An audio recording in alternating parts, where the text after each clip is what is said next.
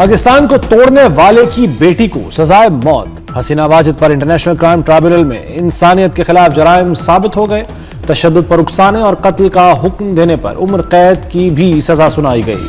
عدالت نے اپنے فیصلے میں کہا کہ حسینہ واجد نے مظاہرین کے قتل عام کا حکم دیا، طلبہ تحریک طاقت سے دبانے کے لیے وحشیانہ اقدامات کیے، مظاہرین پر ڈرونز، ہیلی کاپٹر اور مہلک ہتھیاروں کا استعمال کیا، 1400 بے گناہوں کی زندگیاں چھینی۔ عدالت میں جذباتی مناظر، جاں بحق افراد کے لواحقین کی آنکھیں نم۔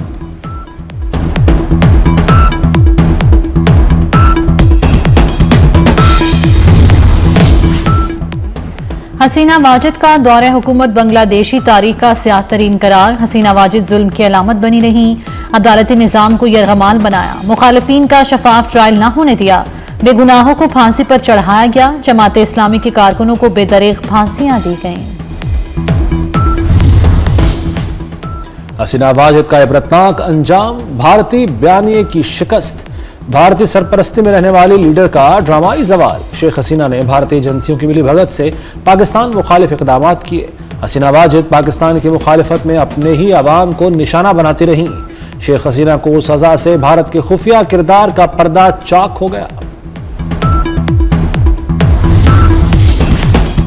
بنگلہ دیش کا بھارت سے حسینہ واجد کی حوالگی کا مطالبہ۔ بھارت حسینہ واجد اور سابق وزیر داخلہ اسدالزمان کو حوالے کرنے کا پابند ہے۔ بنگلہ دیش وزارت خارجہ کا کہنا ہے دونوں ملکوں کے درمیان ملزموں کی حوالگی کا معاہدہ ہے۔ ملزموں کو پناہ دینا انصاف کی بے توقیری ہے۔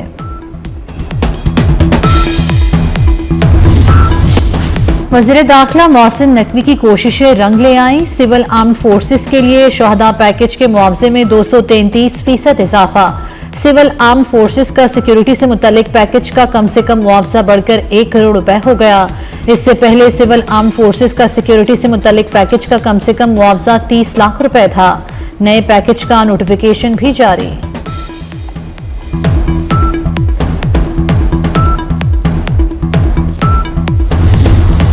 آزاد کشمیر میں ان ہاؤس تبدیلی آ گئی۔ فیصل ممتاز راٹھور آزاد کشمیر کے 16ویں وزیر اعظم بن گئے، آج عہدے کا حلف اٹھائیں گے۔ چودھری انوار الحق کی وکٹ اڑ گئی۔ چودھری انوار الحق کے خلاف تحریک عدم اعتماد کامیاب۔ پیپلز پارٹی کے فیصل ممتاز راٹھور کو 36 ووٹ ملے۔ پیپلز پارٹی کے چودھری قاسم مجید نے تحریک عدم اعتماد پیش کی تھی۔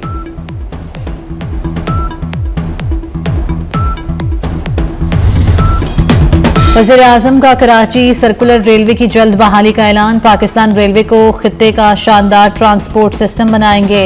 ریلوے کے صوبوں سے اشتراک کے مثبت نتائج آ رہے ہیں۔ دائرہ بلوچستان اور خیبر پختونخوا کے ساتھ بھی بڑھایا جائے۔ وزیر اعظم نے کراچی کینٹ اسٹیشن کی اپ گریڈیشن اور نئی شالیمار ایکسپریس کا افتتاح کر دیا۔ اسٹیشن کو جدید سہولیات کی فراہمی کے لیے اپ گریڈ کیا گیا۔ اسٹیشن پر ATM اور مفت وائی فائی کی سہولت بھی متعارف۔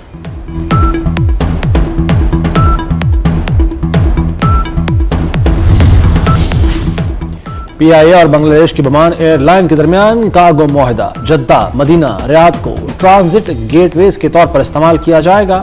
شراکت داری علاقائی تجارت کے لیے اسٹریٹجک کوریڈور قائم کرے گی۔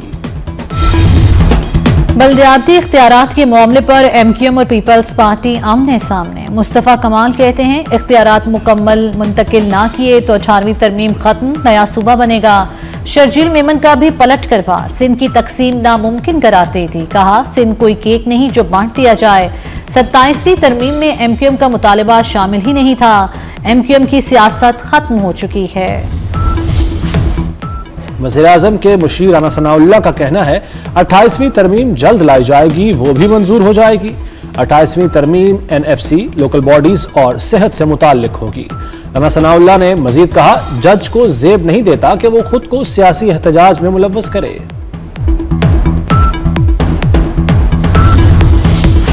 پاکستان دہشت گردی سے سب سے زیادہ متاثر ملک ہے۔ وزیر داخلہ محسن نقوی کی چینی سفیر سے ملاقات کے دوران گفتگو۔ چینی سفیر کی اسلام آباد میں خودکش حملے کی مذمت، قیمتی جانوں کے ضیاع پر اظہار افسوس۔ محسن نقوی نے کہا پاک چین تعلقات باہمی اعتماد اور احترام پر مبنی ہے۔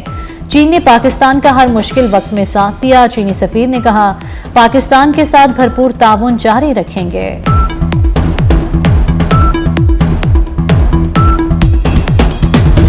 فتنہ الخارج مذہب کے نام پر نوجوانوں کو ورغلا کر فوج کے خلاف اکساتے ہیں۔ خارجی کمانڈر ذاتی مفادات کے لیے نوجوانوں کو بدکاری جیسے گناہ کی طرف بھی دھکیلتے ہیں۔ خارجی دہشت گرد احسان اللہ کے فتنہ الخارج کے حوالے سے ہوش ربا انکشافات۔ کہا ہم نے بختربند گاڑی اور پولیس اسٹیشن پر حملے سمیت مختلف کارروائیاں کی۔ نوجوانوں سے اپیل ہے پاک فوج کا ساتھ دیں تاکہ دہشت گرد عناصر کا خاتمہ ہو سکے۔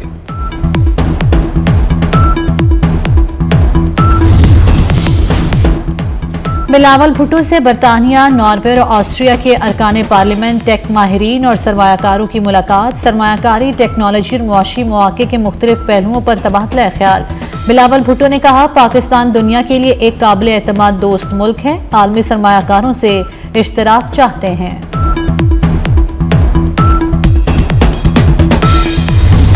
لاہور فضائی آلودگی کے حصار سے نہ نکل سکا۔ دنیا کے آلودہ ترین شہروں میں لاہور پہلے نمبر پر۔ فضائی آلودگی کی مجموعی شرح 344 record. Shalimar road 814، D H A phase 8 میں آلودگی کی شرح 755 رہی۔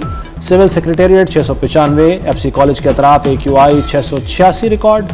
طبی ماہرین کی شہریوں کو احتیاطی تدابیر اختیار کرنے کی ہدایت۔ ترقی کی رفتار بڑھانے کے لیے آبادی کا کنٹرول ناگزیر ہے۔ بڑھتی ہوئی آبادی مسائل کو جنم دیتی ہے۔ وزیر خزانہ محمد اورنگزیب کا پاپولیشن کونسل کی تقریب سے خطاب۔ کہا زیادہ آبادی مسائل اور غربت کا باعث بنتی ہیں۔ آبادی اور معیشت ایک دوسرے سے جڑے چیلنج ہیں۔ کچی آبادیاں بھی مسائل کا باعث بنتی ہیں۔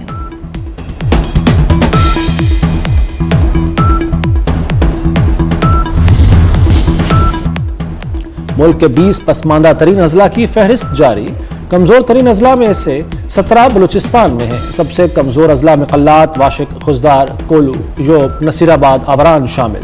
خاران، پنجگور، ماشکیل، ڈیرہ بگٹی، قلعہ سیف اللہ، شیرانی، جھلمکسی بھی شامل۔ تھرپارکر اور کوہستان بھی پسماندہ ترین اضلاع میں شامل۔ کراچی میں اندھی گولی نے 5 سالہ بچے کی جان لے لی۔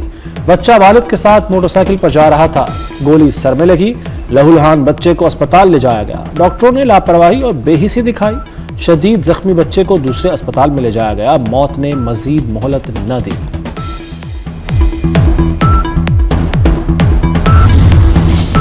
کراچی میں خونی ٹینکر نے ایک اور شہری کی جان لے لی۔ حادثہ سپر ہائی وے پنجاب بس اڈے کے قریب پیش آیا۔ واٹر ٹینکر نے موٹر سائیکل سوار افراد کو کچل دیا، ایک شخص جاں بحق، دوسرا زخمی ہو گیا۔ پولیس نے واٹر ٹینکر کو قبضے میں لے لیا، ڈرائیور فرار۔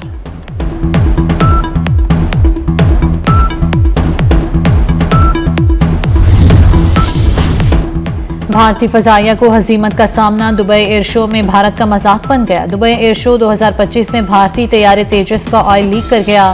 بھارتی فضائیہ کے اہلکار طیارے کے نیچے ڈبے رکھتے رہے۔ راولپنڈی میں 3 ملکی T20 سیریز، پاکستان اور زمبابوے آج مد مقابل ہوں گے۔ قومی کپتان سلمان علی آغا جیت کے لیے پرعزم۔ پاکستان اور زمبابوے کی ٹیموں کی راولپنڈی کرکٹ اسٹیڈیم میں بھرپور پریکٹس۔ سری لنکن ٹیم کا اسلام آباد کلب میں ٹریننگ سیشن۔